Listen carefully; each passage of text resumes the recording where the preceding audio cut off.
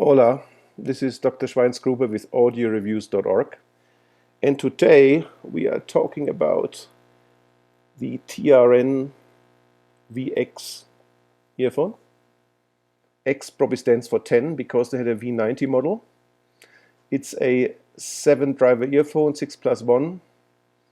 It's got a frequency response of 7 to 40,000 hertz. That's pretty good. It's got a sensitivity of 107 decibel and an impedance of 17 ohm. That is also very good, and it's easy to drive with your phone. It costs about $70, and you can get it from the TRN official store. I've got a link down here. Who actually sent me this earphone? Now, for this video, which is my first review in a very long time of actually an earphone, I rely a little bit and incorporate the work by my co-bloggers Basking Shark from Singapore, the graphs by Kobi Okaya, also from Singapore, and also the ideas of Loomis T. Johnson from Chicago, and of course my own ideas. Now, this earphone, to give you a summary right away, give you the heads up, this is a very, very good earphone, but not out of the box. Out of the box it's really awful, and there's a couple of things we have to do. It arrived into this tiny little box, and it came with some 3 pairs of ear tips and typical warranty stuff, and it came with this black cable, and that's really not spectacular. It's really not that great. Nicely enough, TRN included the T4 cable. It's an external cable that costs another $14, and it's a nice pliable cable, and it's an OCC copper cable, which means Ono continuous cast, where they try to avoid crystal boundaries in the copper. But I'm a geologist. I've never heard of crystal boundaries in copper, in pure copper, which is an element. But hey, can be done. And the problem with this cable is it doesn't fit at all to this earphone. And the reason why it doesn't fit is simply because it's the wrong material. I don't want to give you any cable snake oil, but it's because snake oil cables are expensive. I'm talking of materials used, and many earphones work best with a pure copper cable, and I've got an $8 copper cable which I attached to it, which makes it sound much less aggressive, this earphone. And it's a Yinyu 8 core cable which you get for $8 to $10, but if you buy it from Nice HTK, from TRN, from Kinbufi, from K-Bear, they're all the same cables essentially at about $8 to $10, and that's all you need. You don't have to buy an $80 cable. Never in your life. Never do that. So the stock tips actually work quite nicely. And when we look at the build of this earphone, it's actually outstanding. Really outstanding. It's CNC machined aluminum. Very similar to the Nice HTK M6, which is the same as the BGVSB or whatever it's called, DMG. I can't pronounce that. It's a complicated number code, this company and the model. And the Yinyu D2B4, they all have these nice machined aluminum, and this looks really cool. English Racing Green. The shells are relatively light and they're really nice. And I was thinking, hey, TRN came up with something new.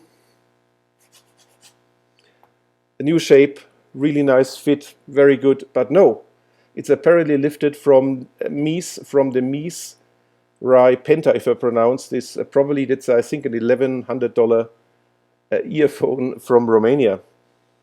So that's a bit of a letter downer that it's not an original design, but obviously it's well thought out by somebody else, and it fits very well. So as I said, the earphone does not work right out of the box.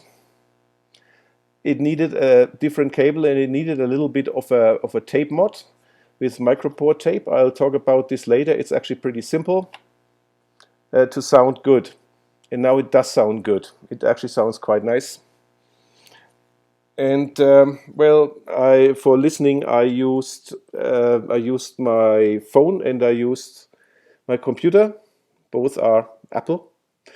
It doesn't matter, it sounds the same on an Android phone and on a PC. And you see that today my whole setup is illuminated. Even if I take this very nice IFI or iFi or whatever it's called, hip DAC DAC amp off, it still is illuminated. So we do, because the premium reviewers have illuminated stuff, so I thought we could do that too. Okay, so now that was my setup, which left me. Okay, the sound of this earphone is relatively bright out of the box. It's a bit of a problem. So the tuners didn't listen to co-blogger Copy or Kaya, who wanted them to tune down the upper mid-range. So this earphone is upper mid-range forward. That's the frequency between 2 and 4 kilohertz. Now let's just have a look, and I'll show you what that looks like. 1 second here. Between 2 and 4 kilohertz. And so when you look at the graph of this earphone, so every bad reviewer looks at the graph here. Okay, then we see that Copy Okaya, where's the camera? He did a couple of measurements, and you see that these graphs pretty much are very well superimposing, but not in the upper mid-range area. You see an upper curve, that's the stock configuration, so nothing changed. And then you see a lower red graph, and that's where the upper mid-range is tamed. And how this has been done is Copy Okaya. I put this on his in his reviewer on the blog somewhere.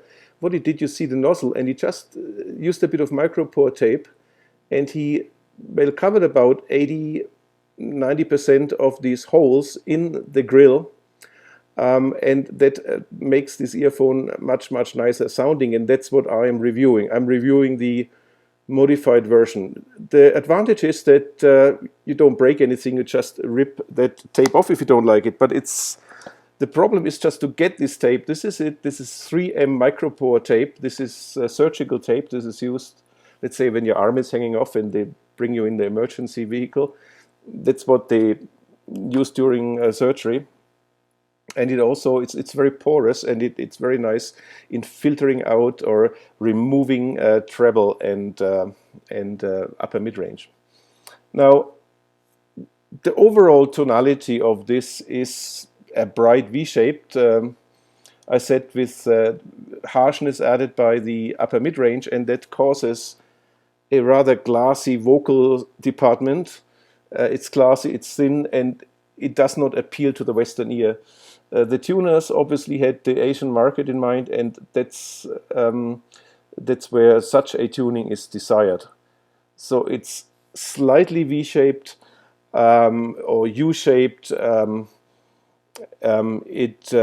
Let's start at the bass. The bass is really good. It's good. It's right out of the box. It's good. It's an articulate bass. It's well extended. It never gets fussy. It's speedy. It's linear. It doesn't have any boominess. No boom. Really good. 1A. Fantastic. It's not for bass heads. It's not too strong. It's just right for more the audiophile crowd. Now, the bass adds a bit of warmth, but overall the earphone is analytical. When you move up to the lower mid-range, to the vocals, they're a little bit back still, even if with the tuning and with the pure copper cable, but they're actually good. They're better than in the V90, and the V90 also has this boomy bass, so it's very balanced. It's very nice. I would take the upper mid-range still a little bit back, but it's acceptable. It's a very clear mid-range, crisp, clear. It gives a very good cavernous sensation. Now, I'm sorry, I have to just adjust my camera here. You can change that low end very much with tips. When you put the Asla Sedna earfit on, you get a bigger punch, which some people want. I don't. The Asla Sedna Fit Light are used here for testing. They're a long-stemmed wide bore, and when you want to use the spiral dots or the spin fits, they have less bass kick, but I really prefer the stock tips for my ear, so you just have to play around with it.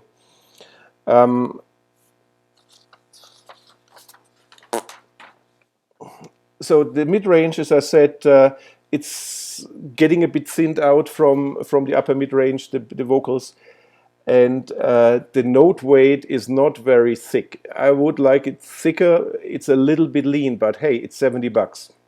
The treble is well extended. It's not fatiguing. It has a tendency towards sibilance. Treble heads will like it. I'm sensitive to treble. I didn't mind. It's great. It adds some sparkle to the whole composition. And so the tonality is actually quite good. The timbre or timbre or whatever, I don't speak French, the timbre is actually quite good. It's, as I said, it's analytical. It's not quite as organic as, let's say, the single dynamic driver earphones such as the Moondrop Starfield. But overall, the technicalities are really, really good. The resolution is very, very, very impressive for the below $100 range. Soundstage is actually also very wide. It's a good change from recent earphones I reviewed. Soundstage in the K-Bear Diamond and the Moondrop Starfield wasn't very wide. This one is really wide. And when you listen to that earphone at a medium volume, it's a real enjoyment. It's really, really good. And I really like that, I tell you. Technicalities, very good. Timbre, very good. Resolution, very good. And now I really, really prefer this earphone over the Tin Hi-Fi T4. It doesn't mean that it's better, but it is better technically. But I prefer it. I actually use this earphone. I don't touch the T4 that much. So I think that it's a really good earphone for the price. Not only for the price, it's very appealing. It's very appealing if you have it in your hands. Really refreshing. It doesn't work right out of the box that well, and that's a bit of a downer, and it seems to be a trend in Hi-Fi. It's a little bit disappointing. So I want to just summarize. I've written it down, and that's actually the notes of Basking Shark, who says, and I agree, so I actually adjusted this note, that, well, build is good, they're light and comfortable, the haptic is great, detail resolution is excellent, clarity imaging, instrument separation, it's all really good, soundstage is above average, and the timbre is also pretty good. Now on the bass is good, the bass is speedy, it's a great dynamic driver bass, it's a good sub bass, and treble extension is easily, and treble, both treble extension, sub bass extension, it's good, it's extended well to either end. Start rambling now, and it's easily drivable, but the cons are the upper mid-range is still a little bit too boosted for my taste, but you can EQ that, so it adds a bit of harshness, which is then again good for the imaging, but it's not so good for the soothing enjoyment. It's got a mild sibilance. The isolation, I didn't talk about it, it's okay. It's average, it's not too bad, and of course it's got a thin note weight and thin lower mids. Now, have I forgotten anything? I don't think so. So now you know it. It's an earphone which I would recommend. I don't usually give buying recommendations, but if you want to buy it, there's a link down there. And please subscribe to our YouTube channel. Please check the website audioreviews.org, and if you find a PayPal donate button, wouldn't mind if you gave us a donation. Today I used a Philips microphone for the sticklers who didn't like the sound of my videos, a Philips microphone. And if you don't like the sound, if you don't like the camera, if you've got a microphone, if you're a microphone manufacturer, if you are a camera manufacturer, well, we accept donations and you can just send us one. So that's it for today. I thank you very much for listening, and I hope I didn't ramble too much. Have a nice day. Cheers.